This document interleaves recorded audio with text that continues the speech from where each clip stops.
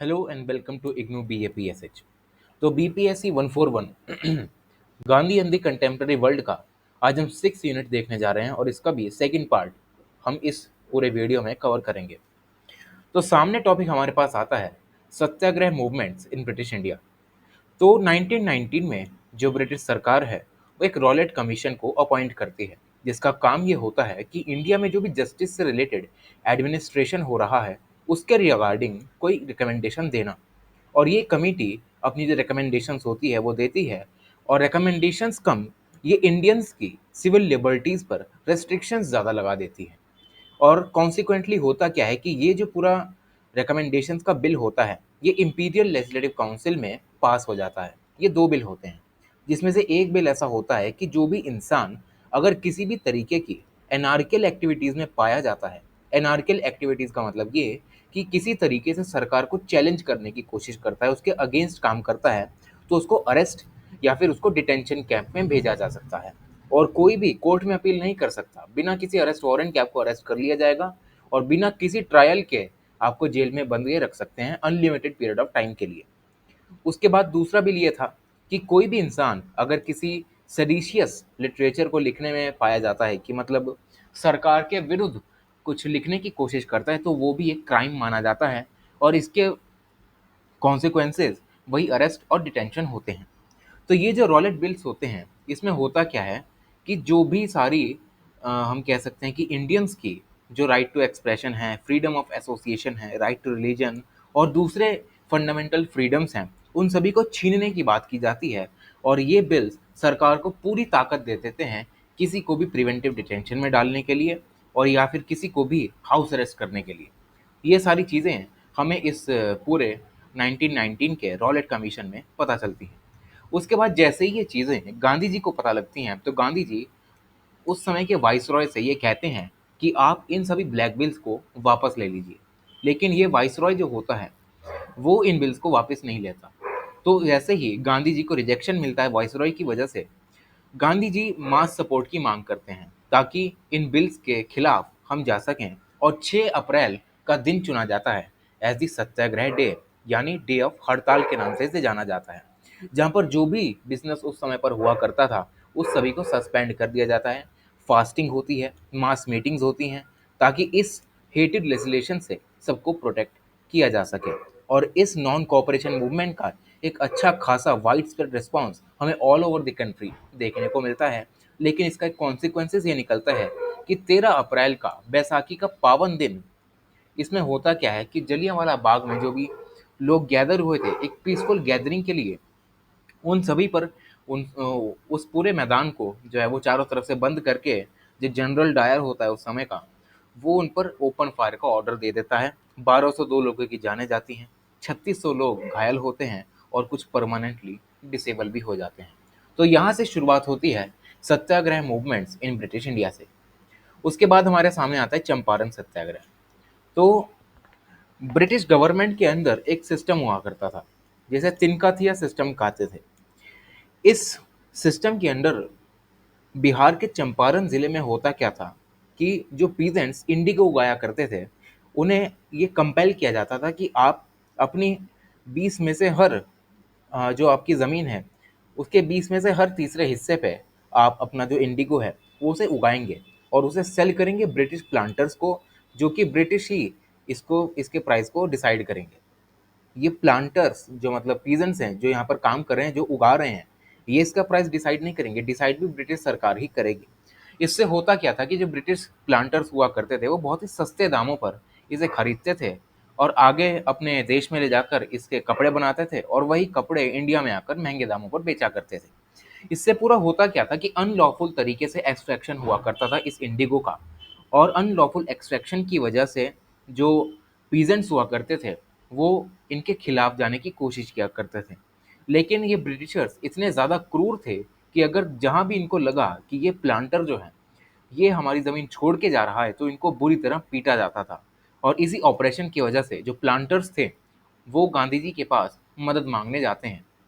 और गांधी जी को जैसे ही ये पता लगता है तो गांधी जी लोकल एडमिनिस्ट्रेशन पर फोर्स करना यानी उस पर प्रेशर बनाना चालू करते हैं ताकि कमेटी बिठाई जाए और ये इंक्वायरी की जाए कि किस तरीके से एक्सट्रैक्शन हो रहा है इन सभी इंडिगो प्लांटर्स के द्वारा। और ये सारी चीज़ें एक चंपारण एग्रेरियन बिल के रूप में सामने आती हैं। जब ये एक्ट पास होता है तो इन पुअर पीजेंट्स के हित में ये फैसला आता है और इनके इंटरेस्ट को प्रोटेक्ट करने की बातें इस बिल में आती हैं। ये हो गया हमारा चंपारण सत्याग्रह। नेक्स्ट हमारे पास आता है खेड़ा या कैरा सत्याग्रह। तो 1918 गुजरात में, गुजरात के खेड़ा डिस्ट्रिक्ट में एक ऐसा हम कह सकते हैं कि अकाल पड़ता है कि क्रॉप्स जो हैं वो पूरे फेल हो जाते हैं। लेकिन जो ब्रिटिश ऑफिसर्स होते हैं, इन फेल्ड क्रॉप्स के बावजूद भी उन सभी फार्मर्स से लैंड रेवेन्यू कलेक्शन की बात करते हैं। क्योंकि अब होता क्या था कि उन समय पर जो फार्मर्स थे, क्योंकि उनके क्रॉप जो हैं वो फेल हो चुके हैं, उनके पास पैसा नहीं है। पैसा कब आएगा? जब ये आगे बेचेंगे। अब वो क्रॉप ही फेल हो गया, इनकी सारी मेहनत पे पानी फिर गया, तो इनके पास पैसा कहाँ से आएगा? तो ये सभी चीज़ों से ऑप्रेस होकर ये सारे फार्मर्स गांधी जी के पास जाते हैं और ये गांधी जी के साथ एक सत्याग्रह ऑर्गेनाइज करते हैं, जहाँ पर इन सभी को एनकरेज किया जाता है कि जो भी टैक्सेस हैं हम उनको पे करने से रेफ्यूज़ कर देंगे, हम टैक्सेस पे नहीं करने वाले।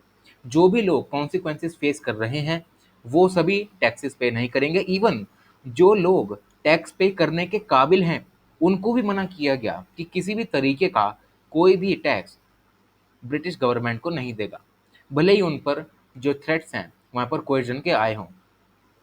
उसके बाद होता क्या है कि इन सभी सत्याग्रह के बावजूद जो गवर्नमेंट है उस पर यहाँ पर प्रेशर बनाया जाता है और अच्छा खासा प्रेशर बनने के बाद एक सेटलमेंट किया जाता है विद द पीजेंट्स, और यहाँ पे भी जो सत्याग्रह है वो यहाँ पर सक्सेसफुल बन जाता है। उसके बाद आता है हमारे पास अहमदाबाद मिल वर्कर्स स्ट्राइक। अब अहमदाबाद की एक मिल होती है जहाँ पर गांधी जी मिल वर्कर्स के साथ एक स्ट्राइक करते हैं मिल ओनर्स के खिलाफ। क्योंकि मिल ओनर्स जो होते हैं वो अपने नीचे काम करने वाले लोगों की जो तनख्वाह है वो बढ़ाते नहीं और उनको एक्सप्लॉइट सबसे ज़्यादा किया करते हैं। तो इन सभी के चलते जो गांधी जी हैं वो इन वर्कर्स के साथ एक स्ट्राइक करते हैं इन मिल ओनर्स के अगेंस्ट। इसमें गांधी जी इनके साथ रैलियां निकालते हैं, एक फास्ट रखते हैं जब तक मिल ओनर्स इनकी बातें नहीं मान लेते।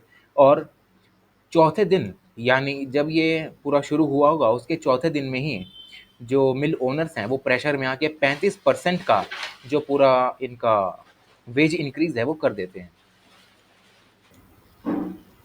अब हमारे सामने आता है बारदौली सत्याग्रह।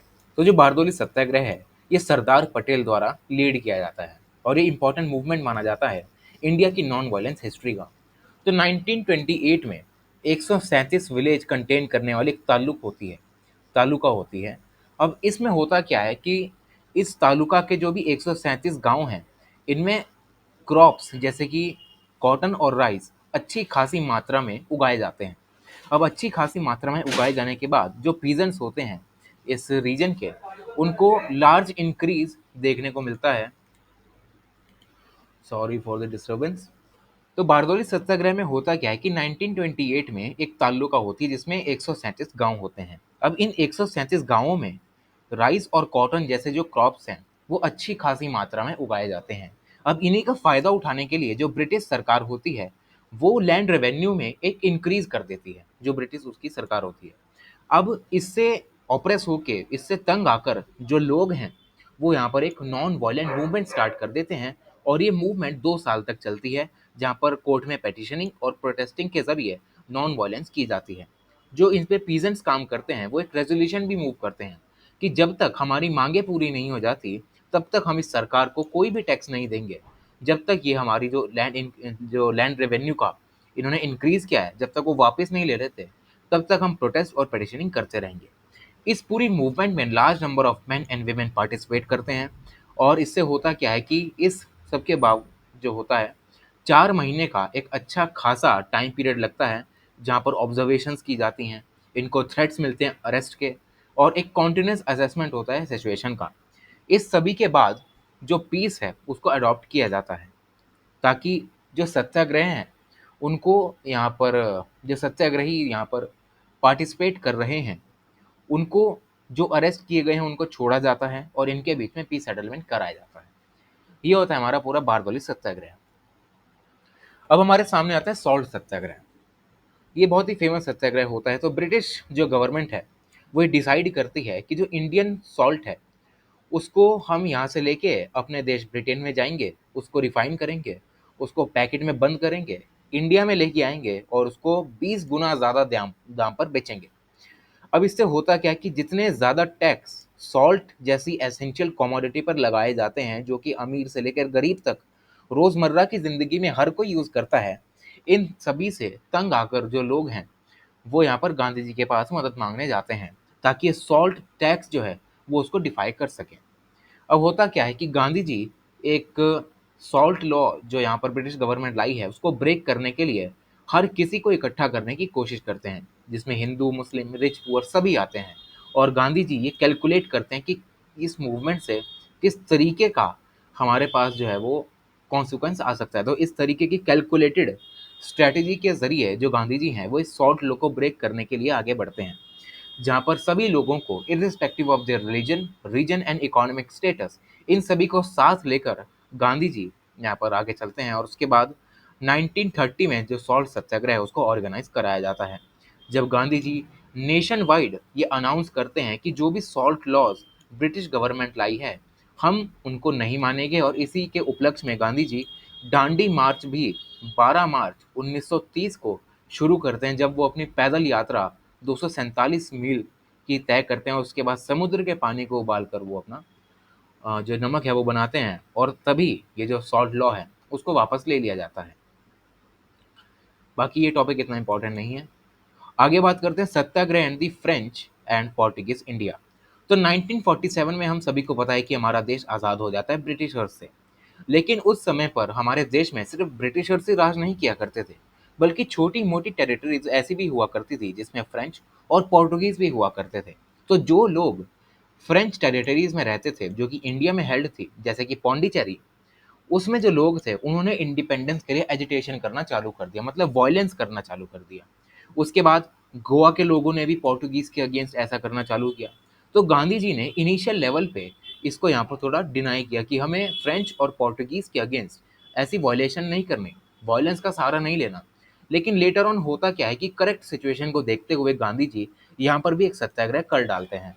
और गांधी जी के डिमाइस के बावजूद 1948 में जो लीडर्स फ्रीडम फाइटर्स या फ्रीडम मूवमेंट में होते हैं, जो कि फ्रेंच इंडिया में रहते हैं, वो भी गांधी जी के आइडियल्स को फॉलो करके फ्रेंच कॉलोनियल रूल के अगेंस्ट सत्याग्रह करके अपने आप को आज़ाद करवा लेते हैं। तो ये बात होती है satyagraha in the French and Portuguese India. अब बात करते हैं सत्याग्रह लेगेसी आउटसाइड इंडिया की। तो ऐसा तो था नहीं कि जो सत्याग्रह है वो सिर्फ इंडिया में चला, इसकी शुरुआती दक्षिण अफ्रीका में हुई थी। तो जैसे ही सत्याग्रह जो है उसको वाइड एक्सेप्टेंस मिला, दक्षिण अफ्रीका से इसकी शुरुआत हुई, जिसमें वायलेंस के अगेंस्ट इसको अच्छा खासा टूल माना गया, जिससे हम किसी को भी घुटनों पे ला सकते हैं।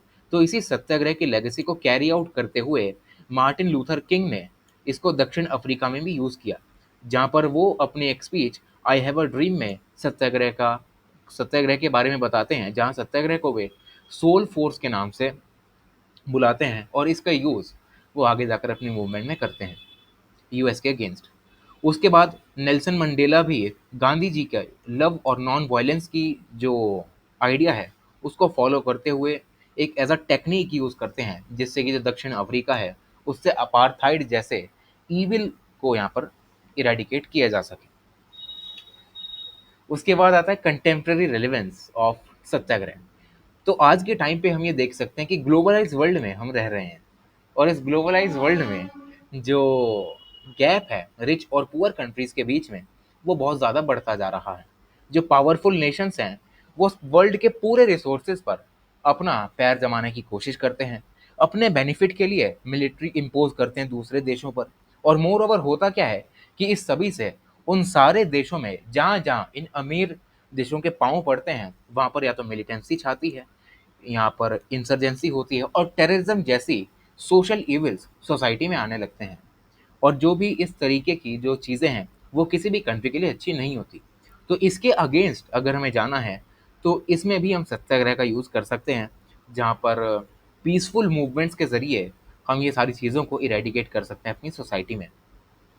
तो ये सारी चीज़ें हैं और यही हमारा पूरा यूनिट जो है वो ख़त्म हो जाता है। Thank you so much.